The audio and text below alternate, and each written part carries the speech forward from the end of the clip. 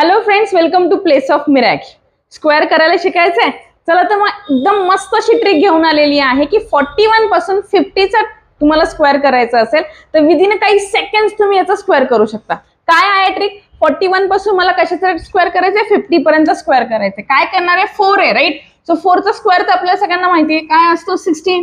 बस 16 पासून स्टार्ट करायचंय. 16, 17, 18, 19, 20, 21, 22, 23, 24 and 25. Okay, आता इथे लास्ट लावले आपण. आफ्टर दॅट इथे 0 आहे, बरोबर? 50ला 0 आहे. सो 0 पासून स्क्वेअर करायचंय. 0चा स्क्वेअर काय येतो मुलांनो? 0. ओके, 1चा स्क्वेअर किती येतो?